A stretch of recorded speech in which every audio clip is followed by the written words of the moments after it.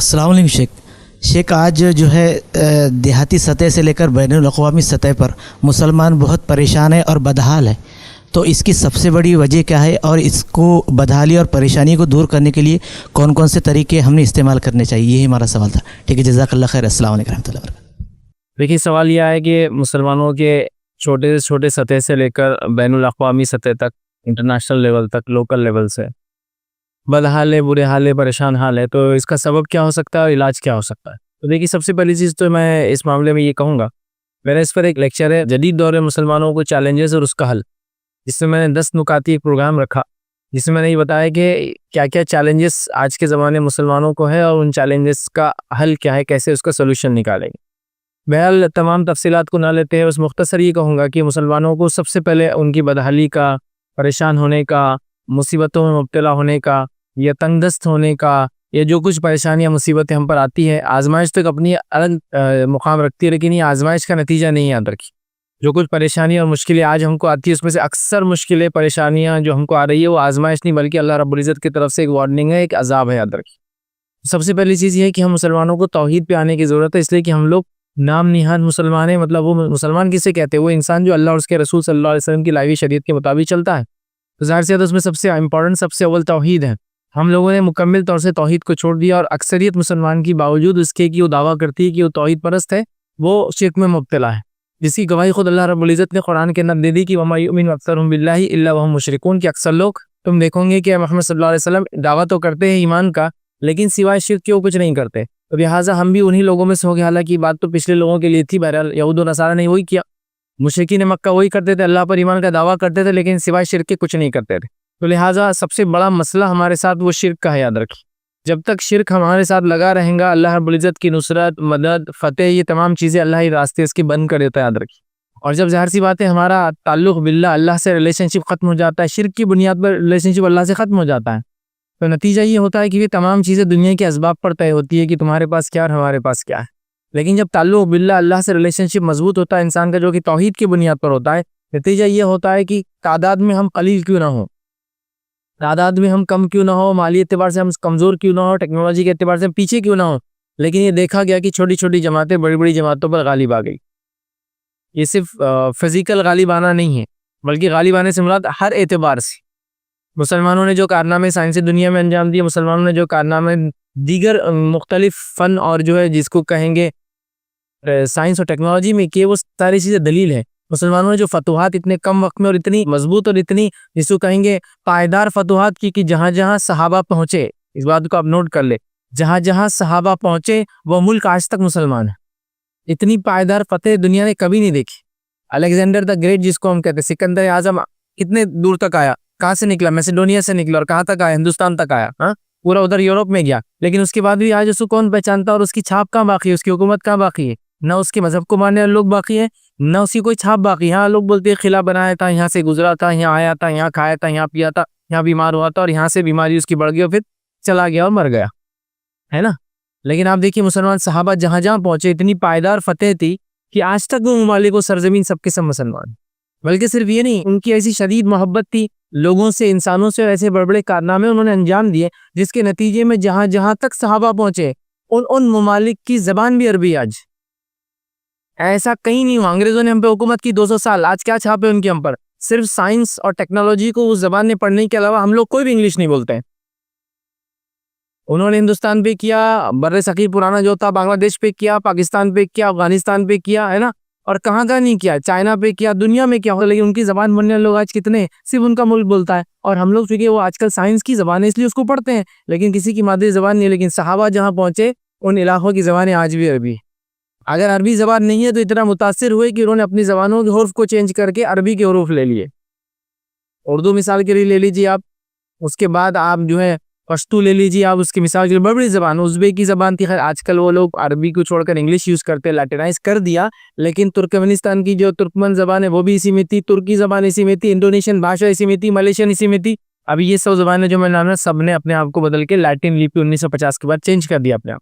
लेकिन किसी ज़माने में अरबी के अल्फाज का इस्तेमाल करते थे इनकी लिपि की, हालांकि इससे पहले ख़दीम इनकी ज़बानें दूसरी लिपि में लिखी जाती थी, स्क्रिप्ट में लिखी जाती थी। तो गोया ये असर था उनका।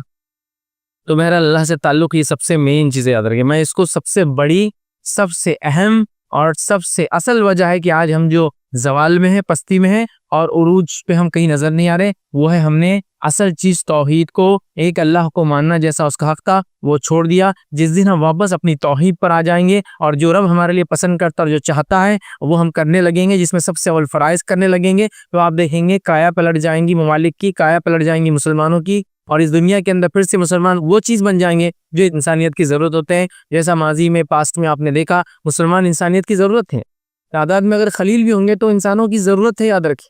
چاہے ملٹری کے اندر لے لیجئے، ان کی ضرورت تھی، ان کے بغیر کام نہیں ہوتا تھا۔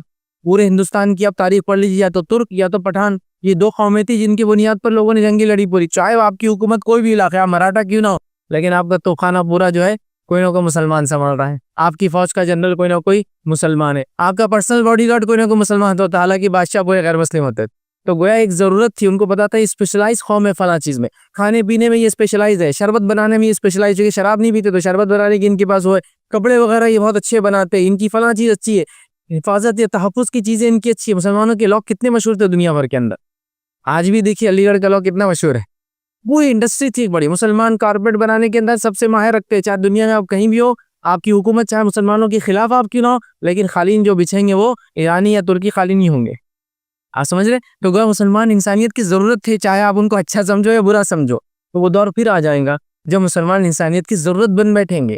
تو یہ اصل چیز ہے، یاد رکھیں، وہ تبھی ہوتا ہے جب ہم اللہ کے محبوب بندے بن جاتے ہیں، اور وہ تبھی ہوتا ہے جب ہم توحید پہ قائم رہ کر وہ کام کرتے جو ہمارا رب پسند کرتا ہے، جس کی مثال صحابہ، تابعین، تبع تابعین، سلف صالحین ہیں، کہ جو تعداد میں کم تھے، قلیل تھے، لیکن ان کی زبان، ان کا کلچر سمجھتے نا، ثقافت جس کو کہیں گے، ان کا کلچر، ان کی زبان، ان کی ہر چیز جو لوگوں پہ جو حکومت کرتی تھی، مطلب لوگ اس کو چاہتے تھے ویسا کرنا، وہ چیزیں کرنا، بہرحال وقت نہیں ہے، ورنہ اتنی کچھ چیزیں یاد رکھیں کہ مسلمانوں نے جو انسانیت کو دی، انسانیت نے مسلمانوں سے لیا، اور وہ آج بھی ہماری مقروض ہے، مسلمانوں کی مقروض ہے۔ وجہ یہ تھی کہ مسلمان اللہ کے محبوب تھے، جب وہ اللہ کے محبوب تھے تو اللہ رب العزت نے ان کی محبت انسانوں کے دلوں میں ڈال دی تھی۔ جب ہم نے اللہ سے ہماری محبت کم ہوئی، ہم نے شرک کرنا شروع کر دیا، اور اللہ نے جو چیزیں ہم پر فرائض عائد کی جو کہ اس کو پسند ہے، اس لیے اس نے ہم پر فریضہ کیا ہے، ان چیزوں کو چھوڑ دیا، نتیجہ یہ ہوا کہ ہم پیچھے ہو گئے۔ توحید کا حال تو میں نے آپ کو بتا دیا کہ شرک ہم کتنا کثرت سے کرتے ہیں۔ اس کے بعد سب سے اہم چیز جو یاد رکھی توحید کے بعد وہ نماز ہے، اس کا حال بھی کیا میں آپ کو بتا سکتا ہوں کہ مغرب کی نماز سب سے زیادہ لوگ پڑھتے ہیں، فجر کی نماز سب سے کم لوگ پڑھتے ہیں، اور جو مغرب کی نماز بھی سب سے زیادہ لوگ پڑھتے ہیں، میں سمجھتا ہوں وہ 5% بھی نہیں ہوتے مسلمانوں کی، مطلب میں ایسے لوگ ہی بتا سکتا ہوں جو دینداری کا نام لیں گے، دینی مجالس سے بیٹھیں گے، لیکن نماز کی توفیق نہیں ہوتی۔ آپ بات سننے کو تو بات بہت سنتے ہو، لیکن نماز جمعہ کو آ ہی جاتے مسجد کے، تو آپ جمعہ کو اندازہ لگا لیں، اور عید کو اندازہ، عید کو دیکھ لیں سب سے زیادہ لوگ نماز پڑھتے ہیں، اس کے بعد سیکنڈ نمبر پہ جمعہ آتا ہے، اور ریگولر نمازوں میں مغرب ہوتی ہے۔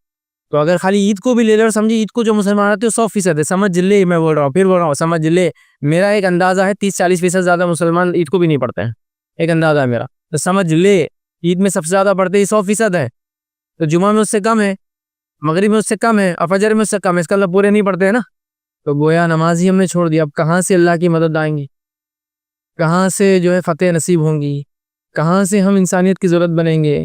تو ہمارا حال یہ ہوگا کہ ہر کوئی بول رہا بھائی ان کی کیا ضرورت ہے، یہ تو ہم کو ترقی کو پیچھے کرنے کی وجہ ہے، یہ لوگ مصیبتوں کے ملکوں میں لانے کی وجہ ہے، ان کا پردہ، ان کا چہرہ، ان کا کلچر، ثقافت، اور ان کی تہذیب اور ان کی زبان سب کچھ مشکل میں ہم کو ڈال دیتی ہے۔ اور آج حال یہ عربی زبان لوگ ڈرتے ہیں اس، کوئی اگر کسی مجمع میں لگا دے اللہ اکبر کا نعرہ تو لوگ ڈر جائیں گے بھائی کیا ہو رہا ہے، جبکہ انہوں ریلیکس ہو جانا چاہیے تھا کہ یہ مسلمان یہاں موجود ہے، اس کا مطلب ہم محفوظ ہیں۔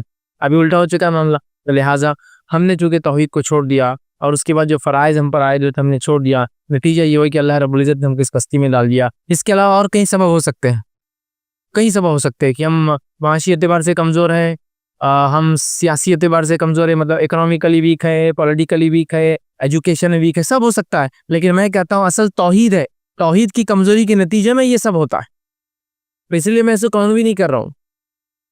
صحابہ جب ایمان لائے تو ان کے پاس کون سا سیاسی عروج تھا، کون سے سیاسی بہت نمبر 1 لوگ تھے دنیا کے کہ ایمان لانے کے بعد سیاست میں تو آلریڈی آگے تھے اور آگے بڑھ گئے؟ نہیں، ان کو تو کوئی پوچھتا بھی نہیں تھا، ان پہ کوئی حکومت بھی کرنا نہیں چاہتا تھا۔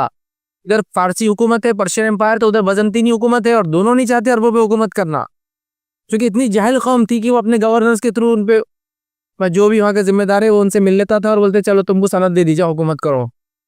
اتنے جنگلی اور جاہل لوگ تھے، یاد رکھیے، ایمان سے پہلے۔ ایمان کے بعد سیاسی عروج، ایمان کے بعد معاشی عروج، ایمان کے بعد سائنس اور ترقی ٹیکنالوجی میں آگے بڑھے، سب ایمان کے بعد ہوا. ملٹری سائنس ایمان کے بعد وہ جو ہے اتنی فتوحات ہوئے، اس سے پہلے نہیں تھی. مطلب اگر سمجھ لیجئے کوئی انسان پہلے سے دنیا کا بادشاہ اسلام قبول کر لیا تو آپ بول سکتے پہلے سے تو بادشاہ تھا، اسلام قبول کر لیا تھا اور اچھا انسان بن گیا. کچھ بھی نہیں تھا، تو پتہ چلا توحید کے نتیجے میں تمام عروج ملے ان کو. تو اسی لیے میں کہہ رہا ہوں توحید کو چھوڑنے کے نتیجے میں تمام زوال آتے ہیں. تو لہٰذا اگر ہم توحید کو تھام لیں تو یہ سب جو جہاں جہاں نیچے خود بخود معاملات اوپر بڑھتے چلے جاتے ہیں. تو لہٰذا کئی اور وجوہات، 100 وجوہات آپ بول سکتے ہوں گی، لیکن میں اصل وجوہات یا وجہ توحید کو مانتا ہوں کہ توحید کو چھوڑنا اور شرک کو اختیار کرنا ہے، اور اس کے بعد اللہ نے جو فرائض عائد کیے اس کو چھوڑنا ہے. یہ کر لیں گے تو واپس ہر قسم کے عروج مسلمانوں کو نصیب ہو جائیں گے.